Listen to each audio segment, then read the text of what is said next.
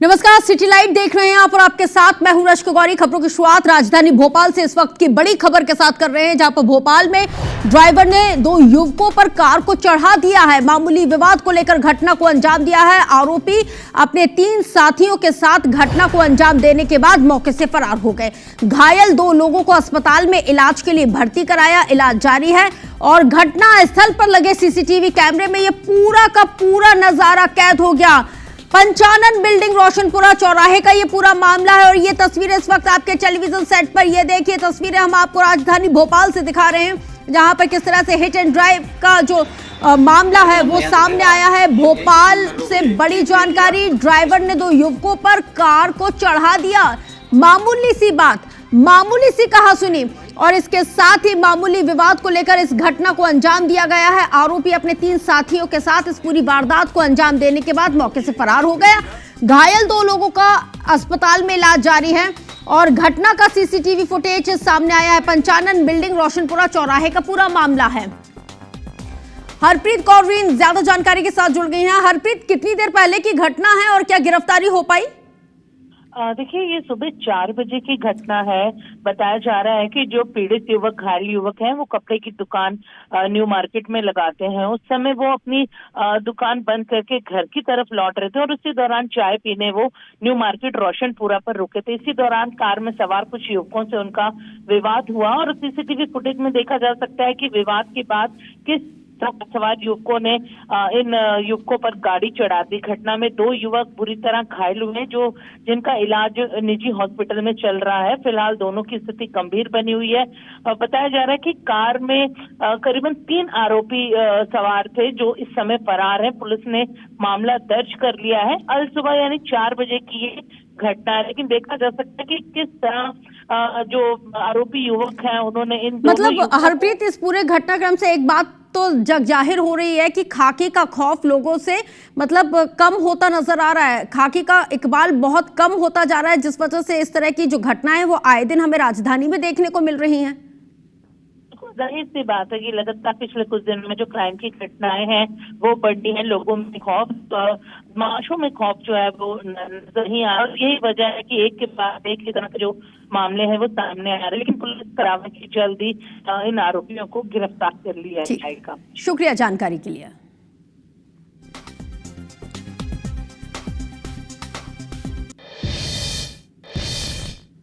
तो देखिए, रायपुर से भी बड़ी जानकारी आपको बताते चले, जहां पर इटालिया हाउस सोसाइटी में पुलिस ने छापामार कार्रवाई की है। किराए के मकान में देह व्यापार का संचालन किया जा रहा था। पहले तो मकान को किराए पे लिया, फिर वहां पे देह व्यापार चलाने का खुलासा हुआ है। एक आरोपी महिला दलाल के साथ ही 4 युवतियों को गिरफ्तार किया है और तो और नौकरी दिलाने का झांसा देकर इन युवतियों से देह व्यापार करवाया जाता था। मकान से नकदी और कई आपत्तिजनक वस्तुएं भी जब्त की गई हैं। महिला दलाल के खिलाफ पुलिस ने FIR दर्ज कर ली है। पुरानी बस्ती थाना क्षेत्र के भाटा गांव का यह पूरा मामला है।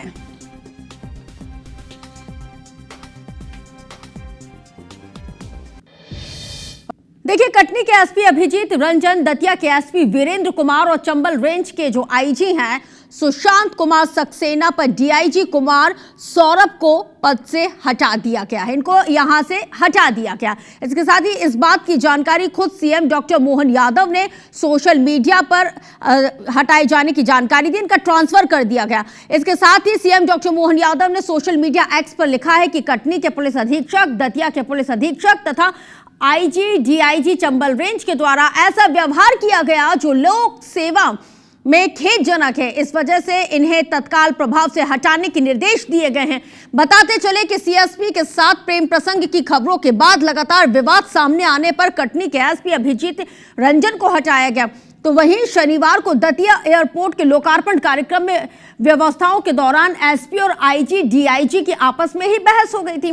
बीजेपी के कार्यकर्ताओं और पब्लिक के सामने हुए विवाद की जानकारी सीएम डॉक्टर मोहन यादव तक पहुंची। तो वहीं कटनी के नए पुलिस अधीक्षक अभिनव विश्वकर्मा होंगे, तो सचिन अतुलकर पुलिस महानिरीक्षक चंबल जोन मुरैना बनाए गए हैं। इसके साथ ही सूरज वर्मा दतिया पुलिस अधीक्षक बनाए गए हैं। तो वहीं इस पूरी कार्रवाई पर बीजेपी प्रदेश अध्यक्ष VD शर्मा ने मुख्यमंत्री का आभार जताया है। इधर जब इस पूरे मामले पर सियासत गर्मा गई तो कांग्रेस के नेता अमित शर्मा ने यह कहा है कि मध्य प्रदेश में पहले ही लॉ एंड ऑर्डर बेकाबू था, अब अफसर भी बेकाबू हो चले हैं। मध्य प्रदेश सरकार द्वारा जिस तरह से वरिष्ठ पुलिस अधिकारियों के ऊपर कार्रवाई की गई है, ये प्रमाणित हो गया है कि अगर किसी भी लोक सेवक का आचरण सेवा नियमों के अनुरूप नहीं होगा तो सरकार द्वारा सख्त कार्रवाई की जाएगी। कल हमारे देश के प्रधानमंत्री मध्य प्रदेश की धरती पर आए थे। अचानक कई एसपी, डीआईजी, आईजी की जो लगातार गुटबाजी है, जो लगातार जो पोस्टिंग, जो लोक व्यवहार से ऊपर उठकर भ्रष्टाचार के तहत चली आ रही है मध्य प्रदेश में, वो कहावत चरित्रार्थ हुई। तो देखिए, ईओडब्ल्यू की टीम ने पूर्व मुख्यमंत्री के बेहद करीबी माने जाने वाले विजय भाटिया को छत्तीसगढ़ शराब घोटाले में संलिप्तता उनकी पाए जाने पर दिल्ली से उनको गिरफ्तार करते हुए रायपुर वापस ले आई है। सूत्रों के मुताबिक ईओडब्ल्यू की टीम ने आरोपी विजय भाटिया को दिल्ली एयरपोर्ट से गिरफ्तार किया। बहरहाल आरोपी विजय भाटिया को 1 दिन के लिए न्यायिक रिमांड पर जेल भेज दिया है।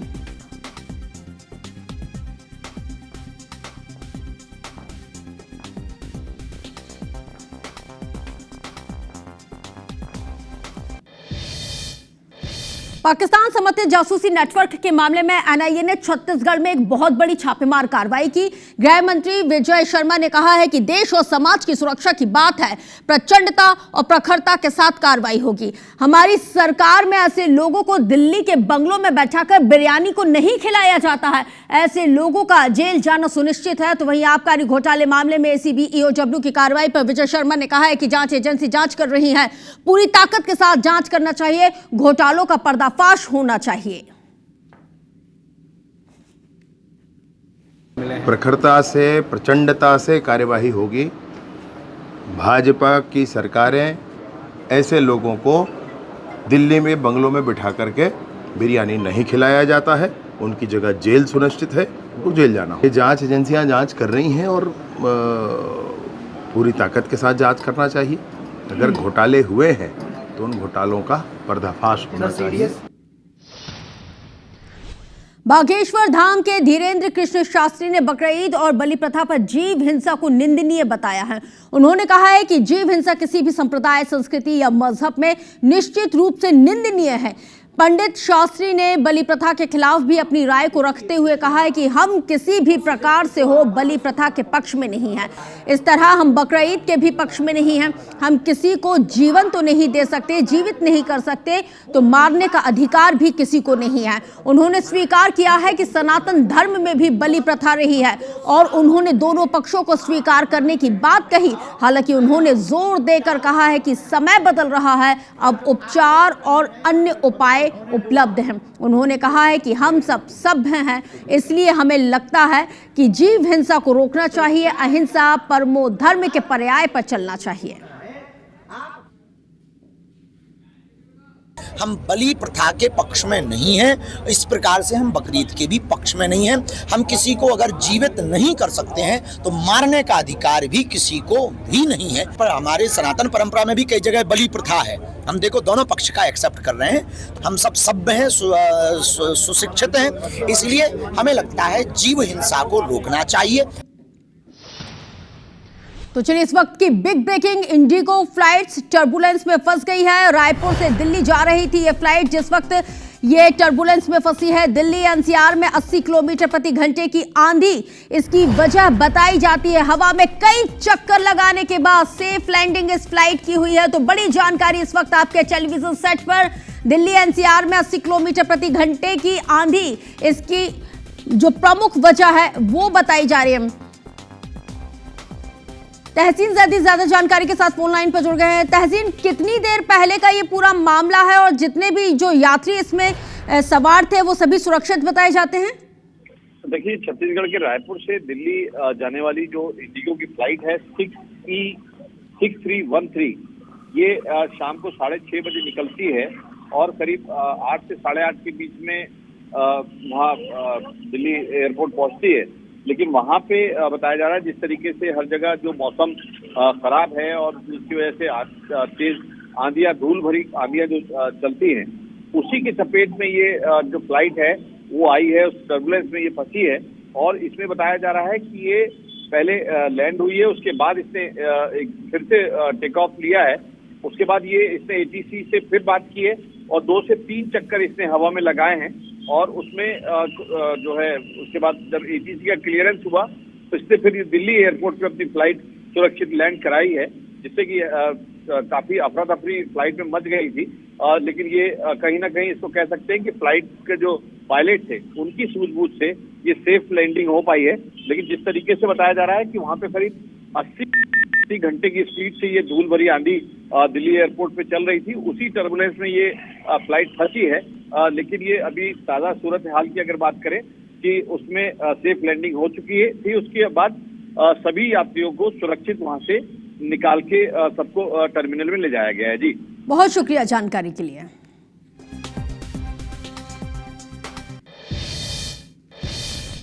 तो देखिए, इंदौर पुलिस की क्राइम ब्रांच ने बड़ी कार्रवाई करते हुए राजस्थान के 2 तस्करों को गिरफ्तार करने में बड़ी सफलता हासिल की है, जो शहर में एमडी ड्रग्स की तस्करी करने के लिए पहुंचे हुए थे। आरोपियों से 255 ग्राम एमडी ड्रग्स, एक बाइक, 2 आईफोन बरामद किए गए हैं। बरामद की गई ड्रग्स की अंतर्राष्ट्रीय बाजार में कीमत 2 करोड़ 50 लाख रुपए बताई जाती है और क्राइम ब्रांच को मुखबिर की सूचना के आधार पर उन्होंने इस कार्रवाई को अंजाम दिया। सूचना मिली थी कि रेलवे ब्रिज के नीचे MR4 रोड पर 2 संदिग्ध ड्रग्स लेकर आने वाले हैं। टीम मौके पर पहुंची तो दोनों युवक बाइक से भागने की कोशिश में गिर पड़े। पूछताछ में उन्होंने अपना जुर्म कबूल करते हुए अपना नाम नसीब खान और साहिल मंसूरी बताया है।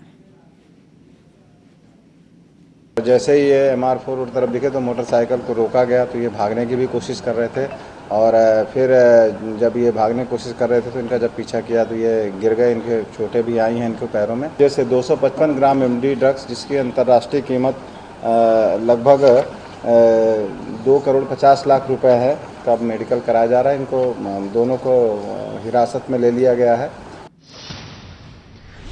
सक्ती जिले के बाराद्वार थाना क्षेत्र के डुमरपारा में हुई हत्या के आरोपी को पुलिस ने आखिरकार गिरफ्तार करते हुए जेल भेज दिया। पुलिस के खुलासे में हत्यारा जो है वो प्रेमी ही निकला है। घटना के बाद जब दोनों की मुलाकात हुई तो मृतिका ने आरोपी से 5,000 रुपयों की मांग की, जिसको लेकर दोनों में विवाद हुआ और इसी बात पर आरोपी प्रेमी ने इस वारदात को अंजाम दिया। डुमरपारा में एक महिला जो कि दुआसा बाई है, उसका लाश मिला है, जिस पर तत्काल मर्ग इंटीमेशन चेक करते हुए घटनास्थल हमारी टीम के द्वारा रवाना हुए थे, जिस पर स्पष्ट हुआ कि उसके सिर में और चेहरे पे गंभीर चोटें आई है। और मर्ग इंटीमेशन के दौरान यह स्पष्ट हुआ कि मृतिका का किसी व्यक्ति के साथ प्रेम संबंध था। जब उस व्यक्ति को घटनास्थल निरीक्षण के दौरान पूछताछ किया गया था, डॉग स्क्वाड के द्वारा इसके कपड़े की भी पहचान की गई थी। इस दरमियान उसने आरोप को स्वीकार किया। क्या कोई 8वीं पास व्यक्ति डॉक्टर बन सकता है, लोगों का इलाज कर सकता है? नहीं ना, मुझे भी नहीं लगता। लेकिन बिलासपुर जिले में एक शख्स है जो पिछले 12 सालों से घूम घूम कर लोगों का इलाज कर रहा है, खूब पैसा कमा रहा है और ग्रामीणों की शिकायत पर पुलिस ने इसे इलाज करते हुए मौके से गिरफ्तार कर लिया है। दरअसल ये पूरा मामला बलरामपुर जिले का है, जहां पर ये झोला छाप डॉक्टर, जिसका नाम तारिक चौधरी है, जो लोगों का इलाज करता है। उसने कोलकाता में सिर्फ 8वीं तक की पढ़ाई की। लगभग 12 साल पहले वो इस इलाके में आया हुआ था, तब से वो घूम घूम कर लोगों का इलाज कर रहा है।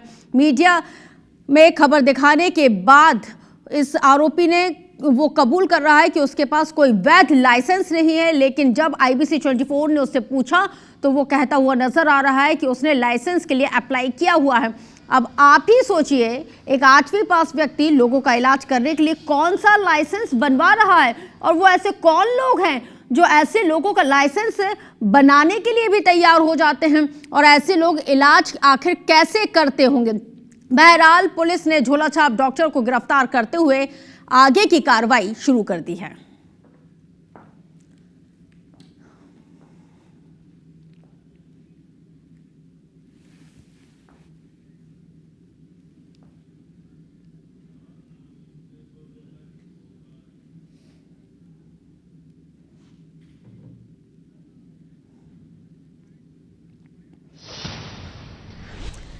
पीसीसी सह प्रभारी विजय जांगिड़ रविवार को बिलासपुर पहुंचे और कांग्रेस की न्याय बचाओ रैली में वो शामिल हुए हैं। इस दौरान उन्होंने कई मुद्दों पर खुलकर अपनी प्रतिक्रिया जाहिर की। ऑपरेशन सिंदूर को लेकर कहा है कि भारतीय सेना के शौर्य को प्रणाम, लेकिन सिंदूर सुहाग का प्रतीक होता है। बीजेपी माता बहनों को सिंदूर देने वाली थी, यह हमारी संस्कृति के खिलाफ है। नक्सलवाद के खात्मे पर कहा है कि अगर नक्सलवाद के खिलाफ लड़ाई है तो बहुत अच्छी बात है, बस कोई गरीब लोग ना मरे। तो वहीं युक्तियुक्तकरण को लेकर कहा है कि इसके माध्यम से शिक्षा की गुणवत्ता कम होगी, स्कूलें बंद होंगी और लोगों का रोजगार भी प्रभावित होगा। छत्तीसगढ़ सरकार से पहले ये पूछिए कि शिक्षा की गुणवत्ता कमजोर करने का काम की विव्यक्तिकरण जो कर रहे हैं, युक्तिकरण हमारे सामान्यकरण कहते हैं, युक्तिकरण के माध्यम से आप सरकार शिक्षा की गुणवत्ता कम क्यों करना चाह रहे हैं? दो काम कर रहे हैं, शिक्षा की गुणवत्ता भी कम कर रहे हैं, स्कूलें भी बंद होंगी और जो नए बेरोजगार लोग हैं, बीएड शिक्षकधारी, उनके नौकरी का अवसर भी खत्म कर रहे हैं। तो देखिए, नशा कैसे नाश करता है इसको भी आप जान लीजिए। बैतूल से खबर आपको बताने जा रही हूं, जहां पर बैतूल जिले में एक शराबी पति ने अपनी गर्भवती पत्नी की बेरहमी से पीट कर हत्या कर दी। मामला बैतूल बाजार थाना क्षेत्र के ग्राम आरुल का है, जहां पर किसान इंद्र कुमार वर्मा के खेत में काम करने वाले आरोपी सोनू उइके ने शराब के नशे में अपनी गर्भवती पत्नी बसंती की हत्या कर दी। महिला के पिता ने पुलिस को इस बात की जानकारी दी है। बैतूल बाजार पुलिस मौके पर पहुंची, महिला को अस्पताल पहुंचाया, जहां डॉक्टरों ने उसे मृत घोषित कर दिया। पुलिस ने आरोपी के खिलाफ केस दर्ज करते हुए तफ्तीश शुरू कर दी है। गणेश ने सूचना दी थी, गणेश ने, कि उसका जमाई लड़की बसंती के साथ खेत में, इंद्र कुमार के खेत में ये लोग मजदूरी करते थे, मारपीट कर रहा है। तो सूचना पे तत्काल मौके पर पहुंचे तो वहाँ वो बेहोशी की हालत में थी और उसको तत्काल गाड़ी से हॉस्पिटल लेके गए। वहाँ डॉक्टर ने उसको मृत बता दिया।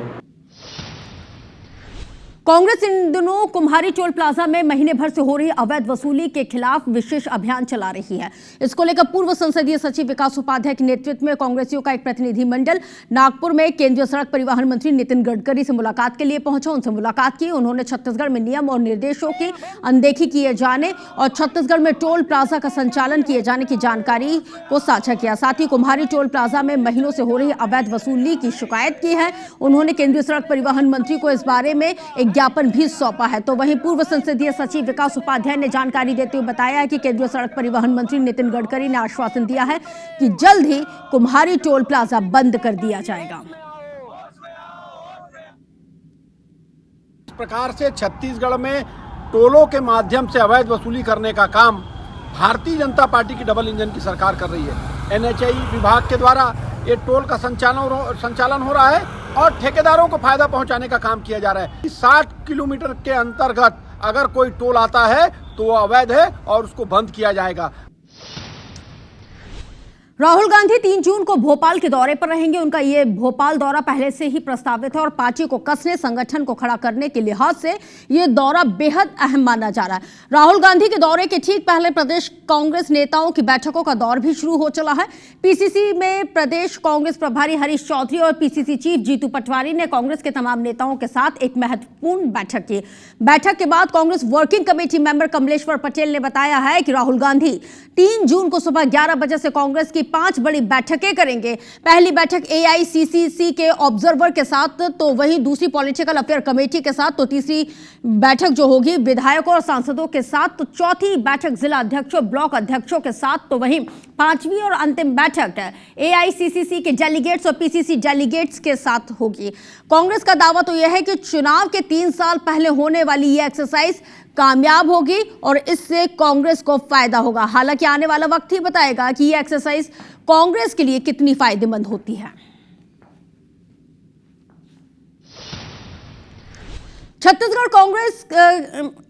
छत्तीसगढ़ की अगर हम बात कर रहे हैं तो हमने आपको बताया कि यहाँ पे लगातार आरोप प्रत्यारोप का दौर लगातार जारी रहता है और कमोवेश यही स्थिति जो रहती है वो स्थिति मध्य प्रदेश में भी रहती है। लेकिन इधर छत्तीसगढ़ के जो मुख्यमंत्री हैं विष्णुदेव साय आज दुर्ग जिले के दौरे पर रहे, जहां पर उन्होंने चंद्रनाहु कुर्मी समाज के केंद्रीय महाअधिवेशन में वो शामिल हुए। 2 दिवसीय सम्मेलन में कुर्मी समाज के सैकड़ों लोग शामिल हुए। सीएम ने कहा कि कुर्मी समाज संभ्रांत समाज है जिसका योगदान उल्लेखनीय है और समाज के लोग हर क्षेत्र में आगे हैं, चाहे वो खेती किसानी हो या फिर व्यापार। कार्यक्रम में कैबिनेट मंत्री टंकराम वर्मा, पूर्व मंत्री अजय चंद्राकर, विधायक ललित चंद्राकर और गजेंद्र यादव, महापौर अलका बागमार के साथ तमाम गणमान्य लोग मौजूद रहे। ये चंद्राहू कुर्मी क्षत्रिय समाज के इतिहास बहुत गौरवशाली है और ये शिक्षित समाज, उन्नत कृषक मन के समाज और अब तो कृषि के साथ साथ व्यापार में भी बहुत आगे ये समाज बढ़ गई से ऐसे समाज के बीच में आज महाधिवेशन में आपन के बीच में अपने आप के पाकर मोला वास्तव में बहुत खुशी होते। ऑपरेशन सिंदूर के तहत देश की तमाम बेटियों ने बॉर्डर पार कर पाकिस्तान को धूल चटा दी, जिससे देश के सभी लोगों का सिर गर्व से ऊंचा हो गया। बुरहानपुर में देशभक्ति के रंग में रंगे एक ऐसी ही बारात निकाली गई है जिसको जिसने भी देखा देखते ही रह गया। राजघाट मार्ग से निकली ये बारात देशभक्ति और बेटी सशक्तिकरण का अद्भुत नजारा इसमें देखने को मिला और हाथों में तिरंगा, तलवार लिए बग्गी पर दूल्हा सवार था। दुल्हन के पिता राजकुमार शाह ने इस अनोखी बारात से एक बहुत बड़ा संदेश दिया है कि बेटी किसी बेटे से कम नहीं और बेटी को गर्व से विदा करना भी एक देश सेवा है। दुल्हन गुंजन ने कहा है कि जिस तरह ऑपरेशन सिंदूर में हमारी बहनों ने पाकिस्तान को जवाब दिया है, उससे हर बेटी का सिर गर्व से ऊंचा हुआ है। बेटियों के लिए ये संदेश है कि आज की तारीख में भारत की एक भी नारी ऐसी नहीं है कि जो खुद के लिए लड़ नहीं सकती है, बस ये है कि वो कदम नहीं उठा पाती है। मुझे बहुत ज्यादा गर्व है इस चीज का कि जो मौका अभी तक लड़कों को मिलता था वो लड़की भी उस चीज के लिए पीछे नहीं हटती है। ये नारी सशक्तिकरण का एक मजबूत संदेश है। जैसा कि आपने देखा होगा हमारे देश में भी पहलगाम पर हमला हुआ, उसके बाद नारी सशक्तिकरण का बहुत बड़ा उदाहरण देखने को मिला। हमारे देश की बेटियों ने जाकर पाकिस्तान को धूल चटाई है। पूरा नारी सशक्तिकरण हमारे समाज में भी है। छत्तीसगढ़ सोनकर समाज ने रायपुर के शहीद स्मारक भवन में सम्मान समारोह का विशेष आयोजन किया और इसमें नगरीय निकाय और पंचायत चुनाव में समाज से निर्वाचित जनप्रतिनिधियों और डेप्यूटी सीएम अरुण साव ने सभी को सम्मानित किया। 10वीं बोर्ड में 8वां स्थान लाने वाली छात्रा भावना सोनकर का भी सम्मान किया गया है। टॉपर छात्रा को अमलेश्वर की नगर पालिका अध्यक्ष दयानंद सोनकर ने 11,000 रुपए देने की घोषणा की। कार्यक्रम में विधायक राजेश मूणत, मोतीलाल साहू, सुनील सोनी, छत्तीसगढ़ सोनकर समाज के अध्यक्ष शारदा प्रसाद सोनकर के साथ ही समाज के कई पदाधिकारी शामिल हुए। समाज की मांग पर डेप्यूटी सीएम अरुण साव ने आश्वासन दिया है कि नवापारा में स्वर्गीय नगर माता बिन्नीबाई सोनकर की स्मृति में कॉलेज को खोला जाएगा। तो वहीं विधायक राजेश मूणत ने अपने विधानसभा क्षेत्र में समाज कार्य के लिए 25 लाख रुपए की स्वीकृति दी है और समापन में सांस्कृतिक कार्यक्रम का भी आयोजन किया गया।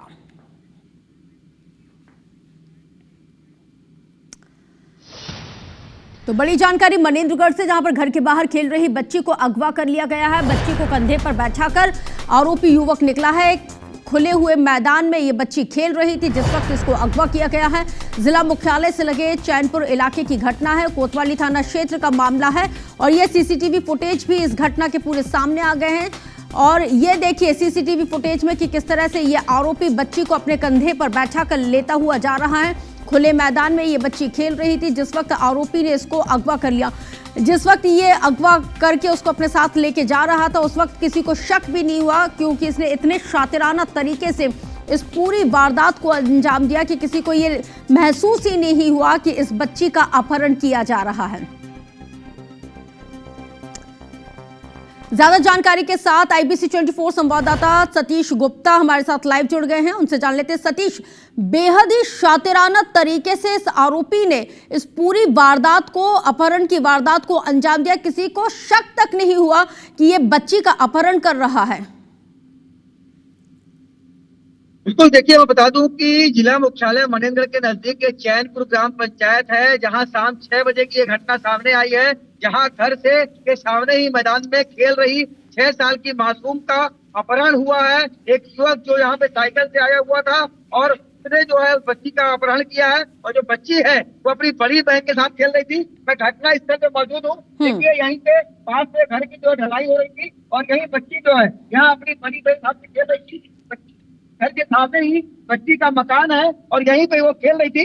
जब ये युवक यहाँ पे पहुंचा है तो यहाँ से उसको अगवा करके ले गया है और मजे की बात अपनी साइकिल छोड़ के चला गया है। तो हालांकि सिटी कोतवाली पुलिस को घटना की जानकारी 8 बजे मिली है, जिसके बाद पूरा पुलिस बल जो है चैनपुर और लालपुर के इलाके के अलावा आसपास के क्षेत्रों में सतीश, क्योंकि बच्ची अपनी बड़ी बहन के साथ खेल रही थी तो उसकी बड़ी बहन ने तो देखा ही होगा बहुत अच्छे से, उसको शायद पता भी हो कि उसको किसने अगवा किया है, किसके साथ गई है, क्योंकि काफी वक्त हो चुका है, काफी घंटे भी गुजर चुके हैं। तो पुलिस क्या कह रही है, कितनी टीमों का गठन किया गया है?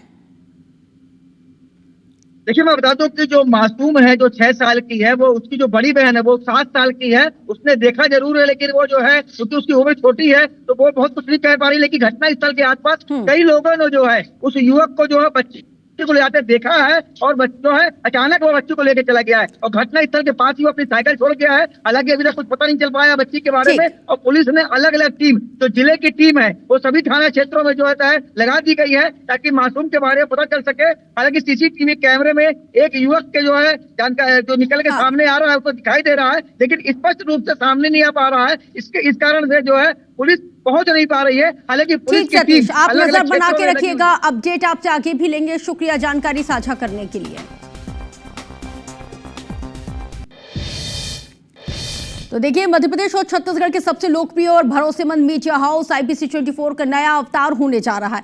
कल यानी कि 2 जून सोमवार को IBC 24 के नवीन भवन का भव्य शुभारंभ हो रहा है। इस नवीन भवन से वर्ल्ड क्लास एडवांस टेक्नोलॉजी के ट्रांसमिशन सेटअप, शानदार स्टूडियो के जरिए IBC 24 का टेलीकास्ट होगा। IBC 24 के डिजिटल एडिशन को भी आप बेहद ही बिल्कुल एक नए एक्सपीरियंस के साथ देख पाएंगे।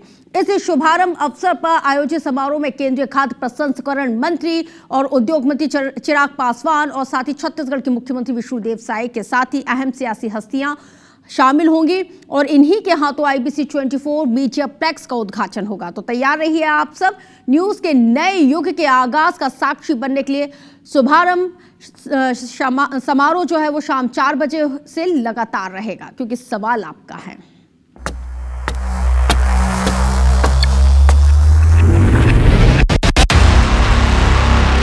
जज्बा वही,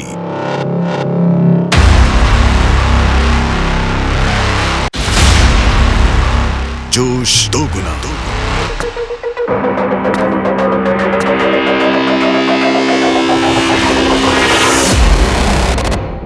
आ रहा है